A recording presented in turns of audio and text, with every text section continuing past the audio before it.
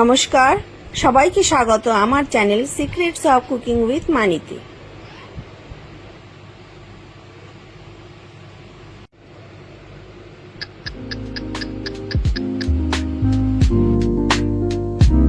আনারসের চাটনি, তার জন্য লাগবে আমার এখানে আনারস, চিনি নিয়ে নিয়েছি 1 বাটি, সঙ্গে নিয়ে নিয়েছি কিছু কিশমিশ, তেজপাতা, দারচিনি ও কাজু। এইগুলো ছাড়া আনারসের চাটনি অসম্পূর্ণ। বিয়ে বাড়িতেও, অনুষ্ঠান বাড়িতেও ঠিক এইভাবেই আনারসের চাটনি বানানো হয়। এখানে মোটামুটি 250 গ্রাম আনারস রয়েছে। এবার একটা নিয়ে নিয়েছি কড়াই, তাতে গ্যাস জ্বালিয়ে দিয়েছি। এবার দেখুন, আনারসের চাটনিটা এটা করার জন্য এই যে পদ্ধতিটা একদম মাস্ট, মানে এটা ছাড়া চলবে না। প্রথমে কি করতে হবে, 1-2 চামচ এরকম চিনি দিয়ে কড়াইটাকে একদম লো ফ্লেমে রেখে দিতে হবে। এটা কিন্তু বেশ কিছুক্ষণের কাজ। এটা দিয়ে দেওয়ার পরে এর মধ্যে কোনো রকম নাড়ানো যাবে না, এটাকে চামচ দিয়ে বা খুন্তি দিয়ে এটা এরকমই রেখে দিতে হবে এবং আঁচটা একদম লো থাকবে। এবার ধীরে ধীরে দেখুন, এটার আস্তে আস্তে চিনিটা মেল্ট হয়ে বা গলে এরকম কালার নিয়েছে। আঁচটা দেখুন একদম এইরকম থাকবে। এবার এটা আস্তে আস্তে আস্তে আস্তে পুরো চিনিটা গলে যাবে এবং এটার কালারটা দেখুন নিজে থেকে চেঞ্জ হয়ে যাবে, ডিপ খয়েরি রং হয়ে যাচ্ছে। এইরকম রং অনুযায়ী চিনিটাকে রেখে দিতে হবে। এবার দেখুন, চিনি পুরোটাই গলে গেছে আর রংটাও খুব সুন্দর এসেছে। খুব ভালোভাবে লক্ষ্য রাখতে হবে যেন চিনিটা পোড়া না লেগে যায়। তার জন্য আঁচটা লক্ষ্য রাখা ভীষণ ভীষণ ইম্পর্টেন্ট। এবারে এটা আমার একদম যেরকম চাই ঠিক সেরকম হয়ে গেছে। এবারে আমি যে বাকি যে চিনিটা ছিল 1 বাটি, মানে এটা 250 গ্রাম যদি আনারস হয়, আপনাকে 250 গ্রাম চিনি দিতে হবে। ঠিক যতটা আনারস ততটাই চিনি। যদি মাপতে না জানেন বা মাপার কোনো মেশিন না থাকে, তাহলে 1 বাটি মেপে করবেন। যেই বাটির আনারস দেবেন টুকরো, সেই বাটির 1 বাটি চিনি দেবেন। দেখুন, আমি এখানে আনারসগুলোকে টুকরো টুকরো করে কেটে নিয়েছি। টুকরো করে কেটে নিয়েছি কারণ চাটনির মধ্যে যদি একটু আনারস গোটা গোটা থাকে তাহলে সেটা খেতে ভালো লাগে। এবার আমি যে চিনিটা দিয়েছিলাম কড়াইতে, তার মধ্যে আমি পুরো আনারসটা অল্প অল্প করে দিয়ে দেবো। আঁচটা কিন্তু আমার লো ফ্লেমেই থাকবে। এটা কিন্তু হাই ফ্লেমে রান্না আমি করব না, যেহেতু এটা কম মাত্রায় রয়েছে। বেশি মাত্রায় আমি আবার পরে আপনাদের বানিয়ে দেখাবো। এটা আপনারা 250 গ্রাম মাপের করবেন, ঠিক এই প্রসেস। এবার ভালো করে আনারসটা চিনির সাথে একদম মিশিয়ে নিতে হবে।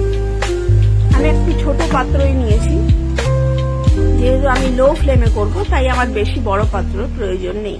আর এটা যেহেতু বেশি নাড়াচাড়া করতে হয় না, তাই বড় পাত্র না হলেও চলবে। দিয়ে এটাকে ভালো করে চিনি আর আনারসটাকে মিশিয়ে নিতে হবে। আপনারা চাইলে চিনি আর আনারসকে একটা বাটির মধ্যে মিশিয়েও করতে পারেন বা কড়াইয়ের মধ্যেও মেশাতে পারেন। তারপর এর মধ্যে ঢেলে দিতে হবে এবং এটাকে লো আঁচে রেখে আপনি একটা ঢাকা দিয়ে দিতে পারেন। এবার নিয়ে নিতে হবে দারচিনি। দারচিনি এখানে দিতেই হবে, কারণ আনারসের সাথে দারচিনিটা ভীষণ ভালো যায়। এবার দারচিনিগুলোকে আমি ছোট ছোট টুকরো করে নিয়েছি। আমি এখানে গুঁড়ো করিনি, কারণ গুঁড়ো করলে পরে একটু মুখে লাগে, করকরে লাগে। তাই জন্যে আমি এখানে ছোট ছোট টুকরো করে নিয়েছি পিস। এবার আনারস থেকে দেখুন মোটামুটি মিনিট 10 হয়ে গেছে। এরকম ধীরে ধীরে অল্প অল্প করে আনারস আর চিনিটা গলে গিয়ে এরকম রস হবে। দেখুন, আস্তে আস্তে আনারসটাও মধ্যে মিশে যাবে, চিনির রসটা আনারসের মধ্যে ঢুকবে আর অল্প অল্প করে এরকম চিনিটা গলে গিয়ে রস বেরিয়ে যাবে। এবার যতটুকু রস হয়েছে তার মধ্যে আমি দিয়ে দিলাম টুকরো করে রাখা দারচিনি আর কিশমিশ। তার ফলে কি হবে, এটা আস্তে আস্তে প্রত্যেকটা আনারসের টুকরোর মধ্যে দারচিনির ফ্লেভারটা চলে যাবে আর কিশমিশের মধ্যেও চিনিটা ঢুকে কিশমিশটাও একটা সুন্দর ফ্লেভার হয়ে যাবে। দেখুন ধীরে ধীরে এরকম আস্তে আস্তে এরকম পুরো চিনিটাই গলে যাবে এবং আনারস থেকে প্রচুর রস বেরোবে। এটাই আলাদা করে আপনার জল দেওয়ার কোনো দরকার নেই, আর যদি জল দেন তাহলে টেস্টটা একদম খারাপ হয়ে যাবে। এখানে আমি কোনো রকম তেলের ব্যবহার করিনি, তেল ছাড়াই এই চাটনিটা হবে, এখানে কোনো ফোড়নের প্রয়োজন নেই।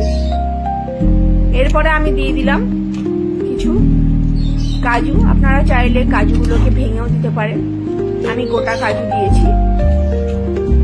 এবার এটাকে মোটামুটি আরো কিছুক্ষণ গ্যাসে আগুনে এগুলোকে রান্না করতে হবে। যখন আস্তে আস্তে রসটা বাড়বে তখন আস্তে আস্তে কি করবেন, চামচ দিয়ে দিয়ে আনারসটাকে ওলট পালট করে দেবেন, তাহলে ওপরের আনারসটা নিচের দিকে চলে যাবে এবং প্রত্যেকটা আনারসের মধ্যে সমানভাবে চিনি ভেতরে ঢুকে যাবে এবং চিনির মিষ্টিটা প্রত্যেকটা আনারসের মধ্যে পাবেন, কিশমিশে পাবেন এবং কাজু দিয়েও পাবেন। এইরকম ভাবে দেখুন খুব ভালোভাবে এটা কিন্তু লো আঁচেই হচ্ছে এবং এটাকে পুরো চিনিটা গলে এবং যখন গেছে তখন এরকম ভাবে ফুটে উঠবে। এরকম ফুটে ওঠার পরে আপনারা করবেন কি, এখানে আমি একটু কালো নুন মানে ব্ল্যাক সল্ট বা বাংলায় বলে বিট নুন, সেই বিট নুন একদম ছোট টিস্পুনের 1 টিস্পুন এর মধ্যে দিয়ে দেবেন।